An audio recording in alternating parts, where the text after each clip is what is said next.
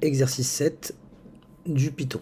Écrire un programme en langage Python qui demande un nombre réel et qui affiche, suivant la valeur de k, les solutions de l'équation x carré égale à k si elles existent et ça sinon. Donc on est d'accord que déjà, d'un point de vue mathématique et d'un point de vue du langage, on va dire le langage naturel, x carré égale à k, il y a trois cas de figure. Si k est strictement positif, j'ai deux solutions. Je peux mettre s égale directement. S égale moins racine de k et racine de k. Ça, c'est le premier cas de figure. Deuxième cas de figure, si k vaut 0, la solution, c'est 0, parce que 0 au carré, ça vaut 0. Et enfin, on parle de k réel. K plus petit que 0, donc c'est l'ensemble vide. S égale l'ensemble vide. Comment on va écrire ça avec du Python? Voyons voir. Déjà, on va importer les outils dont j'ai besoin. Donc, importe math.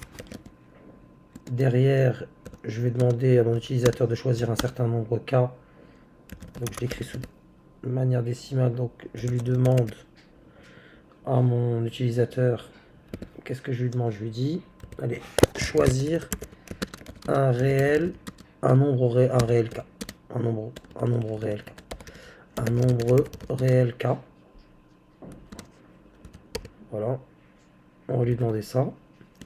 Derrière, trois cas de figure, on vient de les présenter. Donc le premier, si k est strictement plus grand que 0. Donc if mon k est plus grand strictement que 0, que se passe-t-il? Déjà, je vais ramener la racine. Donc racine, je vais introduire la racine égale, donc math, c'est un outil mathématique. Math 2 points, je vais appeler racine, c'est-à-dire ma race, c'est la racine, entre guillemets, c'est la racine SQRT, donc l'outil mathématique ou algorithmique pour mettre la racine de k. Et mon utilisateur, on va lui dire, s'il choisit un k positif, on va lui imprimer, ou on va faire dire à notre algorithme, il y a deux solutions réelles.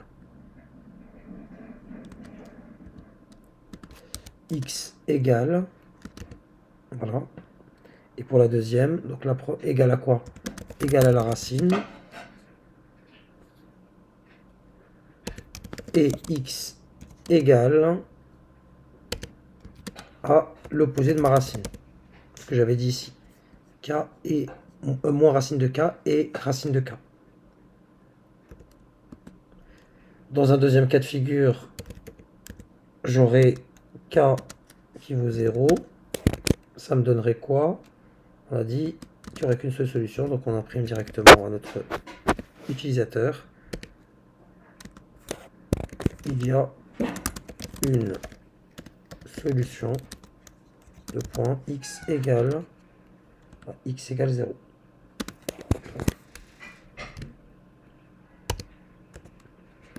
Enfin,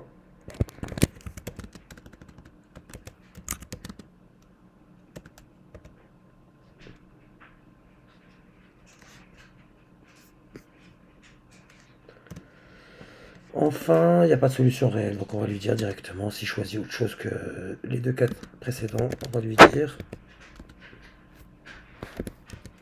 il n'y a pas de solution réelle. C'est bien beau tout ça, et on va voir si ça fonctionne. Voyons voir si ça fonctionne.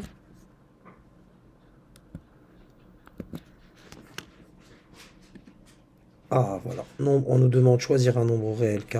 On va choisir, allez, on va faire les trois cas de figure. 1, donc allez, 9 plutôt, le classique où les élèves se trompent. Donc là, il me donne les deux solutions. Il y a deux solutions réelles, x égale 3 et x égale à moins 3. On retente avec 0. Il y a une solution, x égale à 0. Très bien.